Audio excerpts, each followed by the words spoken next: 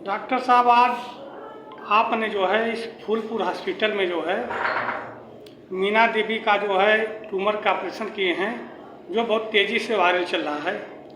तो आप इसके बारे में क्या बताना चाहते हैं? कैसे आपने इस मरीज का ऑपरेशन सही तरीके से करके जान बचाए हैं? शुक्रिया हमारे मीडिया के सारे दोस्त। और ये जो अभी मीना का हम लोगों ने ऑपरेशन किया था, इसके बारे में मैंने पहले ही बताया था कि ये पेशेंट हमारे पास आई थी जिसको काफ़ी बड़ा ट्यूमर था, 10 kg का।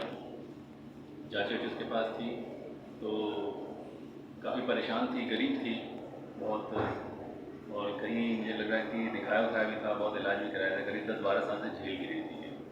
तो इनके घर वालों ने हमसे मिले, दिखाया मुझे, तो हम लोगों ने प्लान किया कि भाई इनको ऑपरेट कर देते हैं। इनको ऑपरेट किया गया, यहाँ मैनेज ही किया गया, CSC भी मैनेज किया गया। और ये एक बहुत अच्छी बात है कि गवर्नमेंट के लिए भी अच्छी बात है कि लोगों को भी पता चलेगा कि गवर्नमेंट की कितनी सुविधाएँ हैं, कि एक छोटे से अस्पताल में भी बड़े काम हो सकते हैं। गवर्नमेंट ने इतनी सुविधाएँ दे रखी हैं, लेकिन जनता और पब्लिक को इतना पता नहीं होता, और वो बड़े अस्पताल, प्राइवेट, यहाँ इस तरह से भागते फिरते रहते हैं। और सही बात तो ये, गवर्नमेंट में अगर कोई डॉक्टर है तो वो क्वालिफाइड ही होगा, बाहर कोई भी आपको मिल सकता है आप, लेकिन गवर्नमेंट में अगर गवर्नमेंट ने किसी डॉक्टर को अपॉइंट किया है तो अच्छा ही डॉक्टर होगा। तो पेशेंट को, लोगों को पहले गवर्नमेंट में एक बार आकर के अपने आप को दिखाना चाहिए, जिस तरह से ये ऑपरेशन हम लोग ने गवर्नमेंट में ही किया। और हमारे पास तो गरीब लोग ही आते हैं, पेशेंट भी बहुत पुअर थी। उसकी चीफ कंप्लेंट भी ये थी कि हम लोग सर कहीं नहीं जा सकते, कहीं नहीं कर सकते, तो हम लोग उसको ऑपरेट किया, मैनेज किया। और आज पेशेंट बिल्कुल पूरी तरह से ठीक है, और आज हमने उसको डिस्चार्ज भी दे दिया है। करीब 10-12 दिन आज उसका पूरा हो गया है। पेशेंट पूरी तरह से फिट है, खाना पीना खा रही है, चल फिर रही है। जब पेशेंट आई तो उसके अंदर खून की बहुत कमी थी। डॉक्टर साहब, लगभग 10 किलो का ट्यूमर था, तो बहुत लोग ऑपरेशन करने से डरते हैं, कहीं हो सकता है मरीज के साथ कोई हादसा ना हो जाए।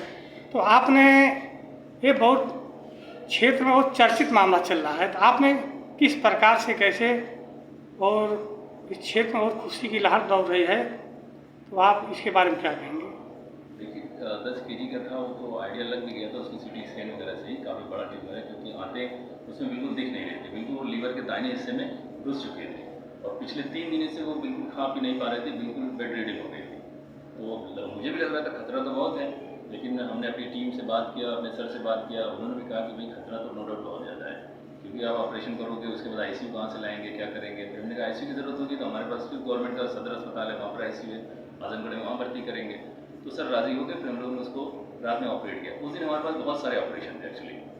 सुबह से हमारे पास, हमने 11 बजे से ऑपरेशन शुरू किया, हर्निया के थे, हर्निया और आपका गालब्लैडर के ऑपरेशन थे, और एक BJP की महिला यहाँ की नेत्री थी, उनका भी एक ऑपरेशन था। तो मैडम को हमने समझा दिया कि मैम ये ऑपरेशन ज़्यादा ज़रूरी है, जो ट्यूमर वाला है, आपका हम लास्ट में करें। तो उनका ऑपरेशन तो हम लोगों ने करीब 11-12 बजे रात में शुरू किया था, लेकिन पहले हमने कहा ये 2-3 घंटे जो चलेगा, तो इसको उन्होंने भी कहा ठीक है सर आप कर लो, तो हमें लास्ट में ही करना था। अच्छा, एक चीज़ ये बताइएगा, जब जिस समय मरीज को आपने देखा, उसकी जांच वगैरह आपने देखा होगा, उस समय आपके दिमाग में क्या चला, और जब आपने ऑपरेशन के लिए गए होंगे उस समय आप क्या सोच रहे थे? देखिए, वो रिपोर्टें तो उसके पास ऑलरेडी बहुत सारे थे, CT स्कैन वगैरह पर जगह जगह दिखा रखा था, तो था, मैंने देखा उसे। और उसके घर वाले कह रहे थे कि सर हम लोगों ने बहुत जगह दिखाया, अब वो लोग कह रहे हैं, सारे लोग कह रहे हैं कि अब बचेंगी नहीं।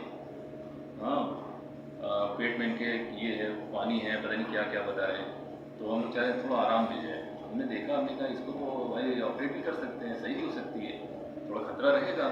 लेकिन घर वाले पूरी तरह से डेडिकेटेड लोग थे, उन्होंने अपना पूरा कंसर्न दिया, सर ठीक है आप जैसे करोगे तो हम लोग आपकी बात सुनेंगे। हमने कहा देखिए खतरा तो रहेगा, कि कोई भी चीज़ों में खतरा रहता ही है।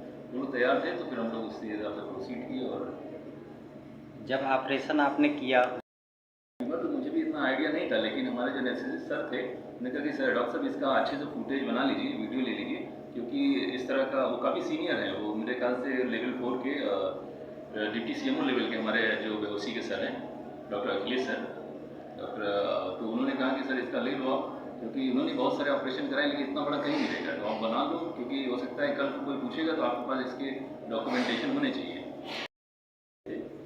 हमारे जो HOD थे टॉप क्लास के, वो भी सर्जन, उनके साथ हमने ये ऑपरेशन इतना करा, करीब वो 4 to 5 kg का ही था। तो एक्सपीरियंस तो एक था ही, हमें एक एक्सपोजर था, लेकिन अब अकेले करना था तो ये थोड़ा सा दिक्कत थी। तो डॉक्टर खुर्शीद साहब, आप MBBS MS हैं और आपने मेडिकल जगत में एक नई रोशनी आजमगढ़ सिटी में दी है, खासतौर से CSC पे दे दी है, फूलपुर पे आती हुई है। तो अब ऐसा लग रहा है कि आजमगढ़ के पूरे उत्तर प्रदेश में ये न्यूज़ें बड़ी तेज वायरल चल रही है, तो आप इस पर क्या कहना चाहेंगे? देखिए, सबसे पहले मैं इसमें एक मैसेज और भी बहुत इम्पोर्टेंट देना चाह रहा था, जो मैं एक दो इंटरव्यू में भूल गया।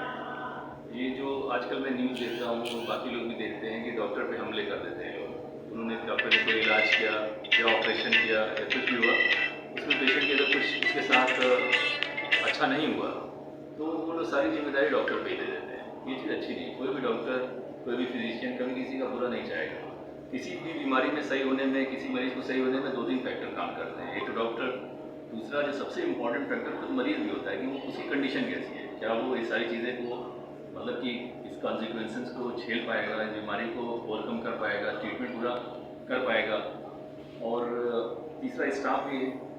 लेकिन फिर सारी जिम्मेदारी डॉक्टर को दे करके उन पर हमले करना, ऐसे करना, भाई डॉक्टर ये जो बात आपने कमेंट कहा है, ये तो बाहर अक्सर प्राइवेट अस्पतालों में हो रहा था, झोला छाप डॉक्टरों पे आती है। अब चूंकि सरकारी अस्पतालों में तो डॉक्टर क्वालिफाई होते हैं और वो ऐसा करना नहीं चाहते, वो तो सारी सुविधा और नई जिंदगी की कोशिश देने की कोशिश करते हैं और ऐसा करते भी हैं। अब सरकारी अस्पतालों में जो आपने सुविधा दे दी है, CSC फूलपुर पर दिया है, जहाँ का मामला है, तो ये तो बहुत बड़ी उपलब्धि आपने पैदा कर दी है। नहीं, गवर्नमेंट पे तो भरोसा करना ही चाहिए। देखिए, अब लोग अब MBBS या MSc करना हो तो गवर्नमेंट सीट को ही प्रेफर करते हैं, क्योंकि जानते हैं वहाँ पे एक्सपोजर ज़्यादा है, वहाँ पे सीखने में ज़्यादा मिलेगा, कोई प्राइवेट नहीं जाना चाहेगा। इलाज के मामले में थोड़ा सा भाई लोगों के दिमाग में बना है, लेकिन अब ये एक माइलस्टोन सर्जरी है, मुझे लगता है कि ऐसे लोगों के दिमाग में जाएगा नहीं प्राइवेट की जहाँ गवर्नमेंट को प्रेफर करें। और इसमें गवर्नमेंट भी सही काम कर रही है। और आप देख लीजिएगा अंदर कितनी हम लोगों ने इसमें व्यवस्था वगैरह भी कर रखी है। कहने का मतलब जो पूरी तरह पूरी कर रहे हैं। नहीं, हम भी कह रहे कि भाई गवर्नमेंट ने दिया है तो हमने ज़्यादा से ज़्यादा गरीबों की मदद हो सके। और आज भी हमने 2-3 ऑपरेशन किए हैं और आप आए हैं, अभी एक करना भी है, तो मुझे 1-2 करने हैं केस, तो बीच में रुक करके हमने कहा आपका थोड़ा सा 100 सरकारी चार्जेस होते हैं वो रहता है। और माइनर सर्जरी जैसे छोटे ऑपरेशन जो सुन करके हल्के फुल्के कर देते हैं, उसमें 200 रुपये चार्ज सरकारी फीस वो सरकार के पास चली जाती है। जो फॉर्म भरा जाता है वो 300-600 जैसे ही फॉर्म होता है। और बाकी दवाइयाँ फ्री हैं, सारी सुविधाएँ फ्री हैं। हाँ, सारी। ये तो बहुत बड़ी बात आपने कह दी है।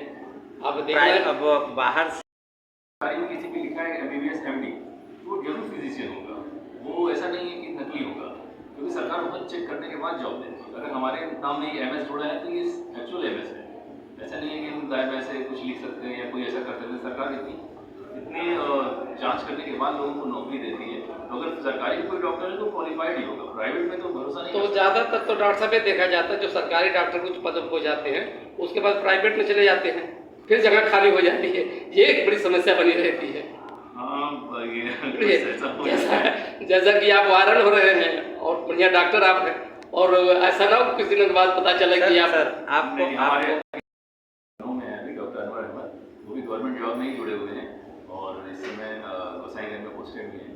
और काफ़ी दिनों से बाद उन्हीं को देख कर भी मुझे डेडिकेशन भी मिला कि नहीं भाई कर सकते हैं तो मैं भी कर सकता हूँ। जबकि लोगों ने कहा कि भाई अब सर्जन अपना कर सकते हो, बना सकते हो, मैंने कहा नहीं, अब भाई को देखा है। और हमारे भाभी भी जो हैं वो भी गवर्नमेंट जॉब नहीं है। हम लोग 3 लोग चाहे, कई लोगों ने हम लोग को कहा कि आप लोग ऐसा करिए वैसा करिए, तो हमने भाई को देख के हमें लगा नहीं, ये भी अच्छा है कि गरीब, इसमें गरीब बहुत आते हैं, गरीबों की मदद हो जाएगी। भाई साहब को देखते हैं 200-300 पेशेंट देख लेते हैं OPD में। वो MD हैं, MBBS MD कर रखा है। कहाँ पे पोस्ट है सर? वो गोसाईगंज में पोस्ट हैं, सीनियर डॉक्टर वो भी हैं, डॉक्टर अनवर अहमद। अच्छा सर, आप जॉब में कब से आए हैं? जॉब में मुझे MS करके मेरा एक्सपीरियंस है 1.5 साल का। पोस्टिंग कहाँ थी? पहले मैं जैसे ज्वाइन करने आया था मोहम्मदपुर में ड्यूटी मिली थी मुझे, फिर CMO साहब ने मुझे कहा कि नहीं जहाँ OT है सर तो वहाँ कर देते हैं ताकि कुछ मरीजों को मिला हो। पहली पोस्टिंग फूलपुर?